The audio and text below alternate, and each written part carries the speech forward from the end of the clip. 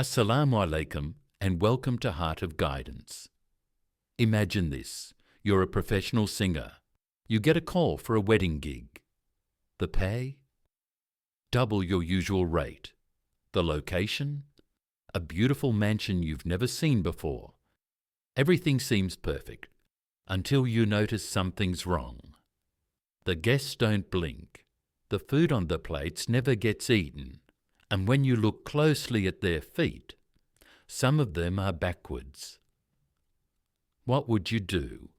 Today, I'm sharing with you a true story, one that's been verified by Islamic scholars and documented by multiple witnesses.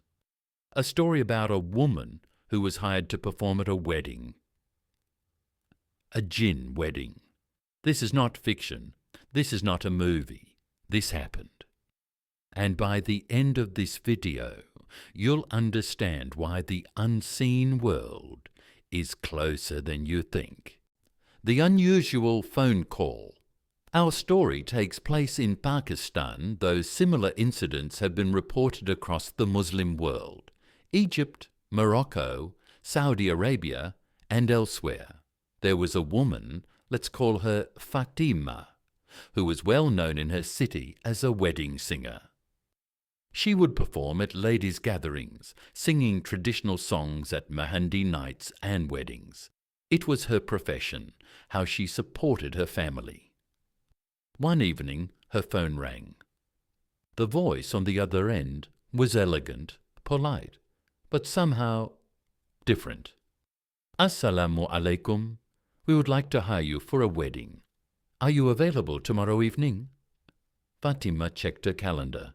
Yes, I'm available. What time and where?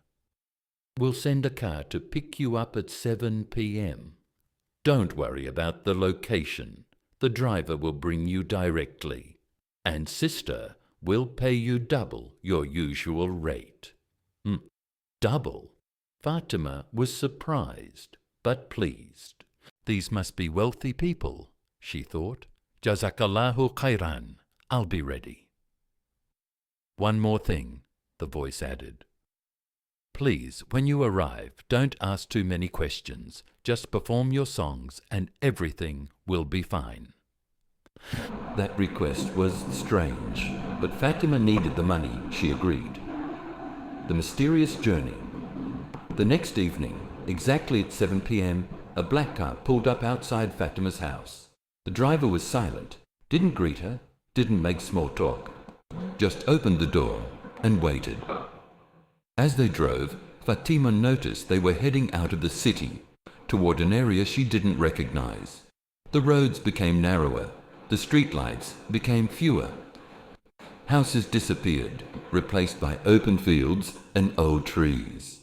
Brother, where exactly is this wedding? She asked. The driver didn't answer. He just kept driving. After what felt like an hour, they turned onto a hidden road, barely visible behind overgrown bushes. And then she saw it, a massive mansion unlike anything in the area. It was old but magnificent, with lights glowing from every window. Cars were parked outside, expensive cars, but covered in a thin layer of dust, as if they'd been sitting there for years. Something felt off. But Fatima pushed the feeling aside. She had a job to do. The front entrance. The driver opened her door and Fatima stepped out. The air was cold, too cold for the season, and eerily quiet. No sounds of traffic, no dogs barking, nothing. Just silence and the faint sound of music coming from inside. A woman greeted her at the entrance. She was dressed in the most beautiful clothes Fatima had ever seen. Intricate jewelry, flawless makeup, a smile that seemed almost too perfect. Welcome, sister. Thank you for coming. Please, follow me. Fatima was led through hallways decorated with stunning tapestries and golden lights. But something was wrong with the walls. They seemed to shimmer slightly, like they weren't quite solid. She was brought to a large hall where the wedding was taking place, and what she saw took her breath away. The wedding hall. The hall was enormous, filled with at least 200 guests. The bride sat on a golden throne, her face covered with a veil so thick you couldn't see through it. Around her, women danced and celebrated, their clothes shimmering with colours that seemed to shift in the light. The decorations were incredible. Flowers she'd never seen before, lights that seemed to glow without any source, food piled high on tables that looked delicious, but smelled strange. "Here," the woman who had greeted her said, pointing to a decorated stage. "You'll perform from here, sing your songs, and we'll be very pleased." Fatima set up her equipment. She took a deep breath and began to sing. The guests cheered, they clapped, they danced. Everything seemed normal. But then Fatima started to notice things. The signs. First, it was the eyes. When the guests looked at her, they stared, really stared, without blinking. Not once did she see anyone blink. Then the food. Plates piled high with rice, meat, sweets. But no one was eating. They would lift food to their mouths, but it never actually went in. The plate stayed full the entire night. And the movements, some of the women moved too quickly, almost gliding across the floor, rather than walking. Others moved in perfect synchronization, like they were all controlled by one mind. Fatima's heart began to race. She kept singing, but her voice wavered. She glanced toward the exit, calculating how far it was. Then she saw it. A woman walked past her, and Fatima looked down at her feet. The feet were facing backwards. The toes pointed behind her, but she was walking forward. Fatima's blood ran cold. The realization panic set in. Every story her grandmother had told her, every warning from the scholars, every hadith she'd heard about the Jinn, it all came flooding back. She remembered, Jinn can take human form, but they can't perfect it. Sometimes their feet give them away. Sometimes they don't cast proper shadows. Sometimes their reflections are wrong. She looked around frantically. Shadows on the wall didn't match the people casting them. Reflections in the mirrors showed distorted faces for just a split second. And now that she was paying attention, everyone moved with an otherworldly grace. Too smooth, too perfect. This wasn't a human wedding. This was a Jinn wedding. And she was in the middle of it. Her hand shook as she continued to sing. Her voice cracked. She wanted to run, but she remembered the warning. Don't ask questions, just perform. What would happen if she stopped? What would they do to her? The longest hour, Fatima forced herself to keep singing. Every song felt like an eternity. She avoided making eye contact with anyone. She didn't look at their feet. She didn't look at the mirrors. She just sang, prayed under her breath, and begged Allah to protect her. Bismillah. A'udhu billahi minash shaitan irrajim. Ya Allah, protect me. Ya Allah, get me out of here safely. The celebration continued around her. The bride never moved from her throne. The veil never lifted. And Fatima realized she'd never actually heard the bride speak, or the groom for that matter. She hadn't even seen him clearly. After what felt like the longest hour of her life, the same woman who had greeted her approached the stage. Jazakallahu khairan, sister. You've done beautifully. Your payment is ready. The car will take you home now. The escape. Fatima didn't need to be told twice. She packed her equipment faster than she ever had, her hands trembling. The woman handed her an envelope, thick with cash, just as promised. "Please," the woman said with that too perfect smile, "don't mention this to anyone. Some things are better kept private." Fatima nodded frantically. Of course, thank you." She practically ran to the car. The same silent driver was waiting. As they pulled away, Fatima looked back at the mansion and watched as the lights began to dim, one by one, until the entire building was swallowed by darkness. By the time they reached the main road, she looked back again. The mansion was gone, just open fields and darkness, as if it had never been there at all. The aftermath, the driver dropped her home. Fatima ran inside, locked every door and made wudu immediately. She prayed 2 rak'ahs, recited Ayat al-Kursi and read the last 3 surahs of the Quran over and over. Her hands were still shaking. She opened the envelope. Inside was exactly double what she'd been promised. All authentic currency, not fake, not leaves or stones like in some Jinn stories. They had kept their word. But Fatima vowed she would never, ever accept a mysterious wedding invitation again, no matter how much they paid. The next day she told her family. Her grandmother wasn't surprised. "This happens," she said quietly. "The Jinn have their weddings, their celebrations, just like us.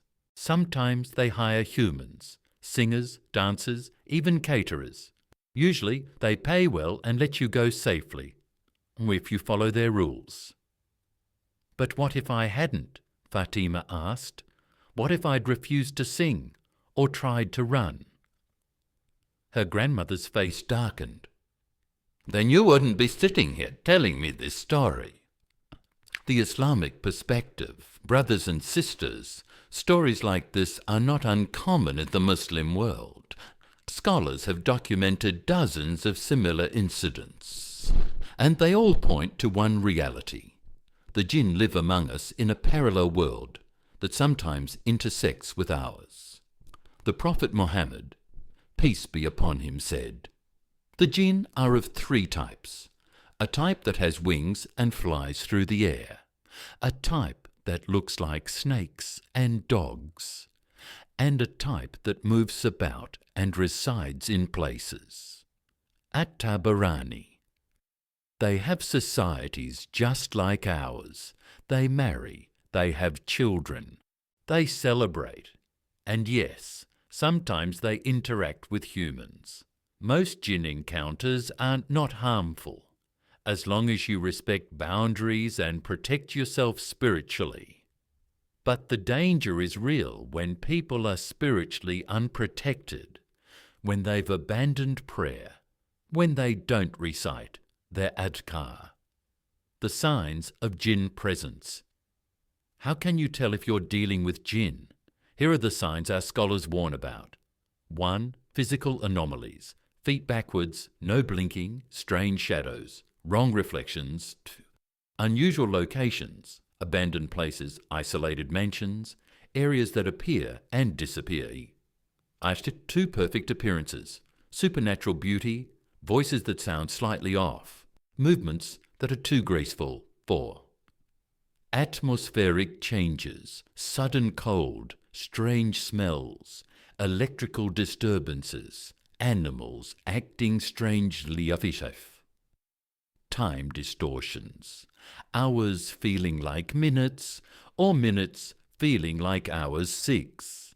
Odd requests, instructions not to ask questions, warnings to keep things secret, emphasis on specific times or conditions. Protection from Jinn. So how do you protect yourself? The same way Muslims have protected themselves for 1 in 400 years. 1. Daily adhkar, morning and evening remembrances, especially the 3 quls. True. Ayat al-Kursi, before sleeping and when entering unknown places. 3. Bismillah before every action, especially entering and leaving places. 4.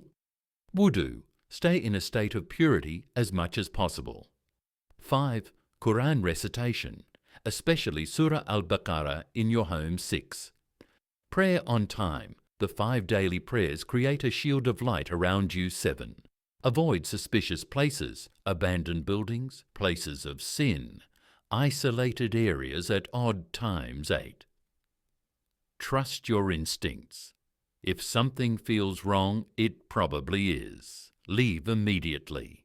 The bigger lesson. But here's what I want you to understand from this story. The unseen world is real. Angels are real. Jinn are real. Shaitan is real. You might not see them, but they see you. They watch your actions. They know when you're spiritually strong and when you're weak. Every time you skip a prayer, you lower your shield. Every time you forget your adhkar, you leave yourself exposed. Every time you engage in sin, you attract the wrong kind of attention from the unseen world. This isn't superstition. This isn't cultural folklore. This is Islamic reality, confirmed by the Quran and Sunnah. The Quran says, and indeed the devils inspire their allies to dispute with you. And if you were to obey them, indeed you would be associators of others with Allah. Surah Al-An'am 6:121. They're working against you constantly, but you have weapons they cannot overcome: faith, prayer, and the words of Allah. What if it happens to you? If you ever find yourself in a situation like Fatima's, if you realize you're surrounded by jinn, here's what you should do. 1. Stay calm. Panic attracts negative attention. 2. Recite protection. A'udhu billahi min ash-shaytan ir-rajim silently but repeatedly. 3. Don't provoke them.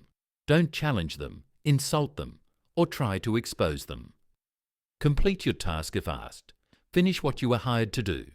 Respectfully. 5. Leave at the first opportunity. Don't linger. Don't ask questions. Just leave. 6. Protect yourself afterwards. Make wudu, pray, recite Quran, seek refuge in Allah, and most importantly, tell someone. Don't keep it to yourself. Share your experience with a knowledgeable person who can guide you. Powerful reminder. Fatima's story ended safely because she followed the rules and Allah protected her. But not every story ends this way. Some people have been harmed, possessed, or worse because they weren't spiritually prepared. The unseen world is not a game. It's not entertainment. It's a reality that demands your respect and your spiritual awareness. So I ask you, are you protected? Do you pray your 5 daily prayers? Do you recite your morning and evening adhkar? Do you know Ayat al-Kursi by heart?